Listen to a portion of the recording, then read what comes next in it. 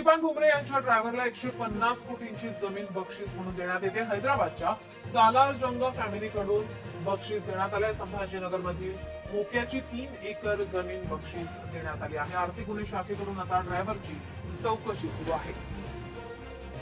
हैदराबादच्या सालार जंग फॅमिलीकडून हिबानामा म्हणजेच भेटवस्तू म्हणून छत्रपती संभाजीनगर मधील मोक्याची 3 एकर जमीन खासदार संदीपान भुमरे यांच्या ड्रायव्हरला दिली असल्याची तक्रार परभणीतील एका वकिलाने केली आहे।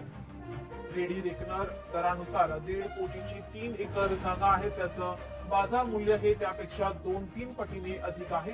सोन्याच्या भावाची जमीन खासदार संदीपान भुमरे यांच्या ड्रायव्हरला कशी दिली हा प्रश्न या निमित्ताने आता उपस्थित झालाय।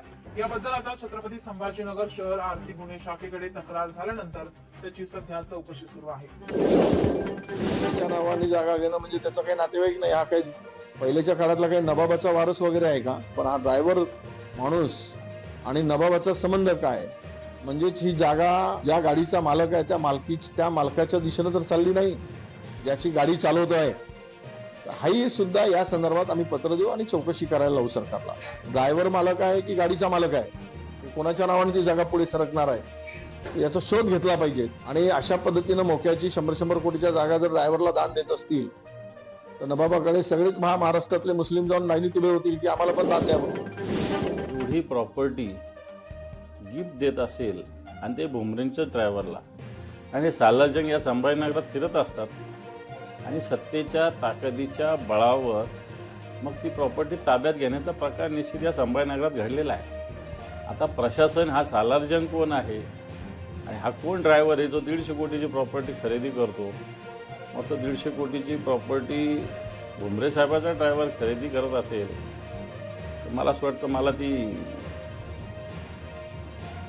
या सगळ्या गोष्टीचा जनतेनं विचार करण्याची आवश्यकता आहे।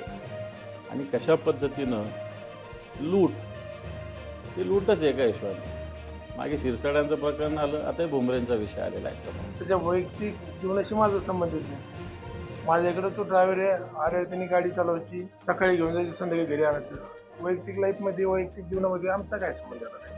आमच्याकडे पी असतील, अनेक कामाला लोक असतील, त्यांनी आमचं जेवढं काम आहे तेवढं काम करावं, बाकी त्यांच्या वैयक्तिक जीवनाशी आमचा संबंधित नाही। आता लोकप्रतिनिधी म्हणल्यावर आम्ही दिवसभर आमच्यासोबत कोणी फोटो काढतो, तिने चोऱ्या केलेल्या असते, मग आता चोऱ्या आम्ही करायला सांगितले? कोणी हाणामारी केसमध्ये घुसतं, त्या हाणामारी केस आम्ही करायला सांगितले का? त्यामुळे राजकीय चिंतड उडणं काम राहतं, आपण राजकारणात आहे म्हणून आमच्यावर आरोप करण्याचं काम चालतं। तो ड्रायव्हर आहे, त्या ड्रायव्हरच्या वैयक्तिक जीवनाशी माझा काही संबंध आहे? त्याची कुठली जागा असेल, त्याने कोणता इवानामा गेला याशी आमचा कुठलाही मात्र संबंध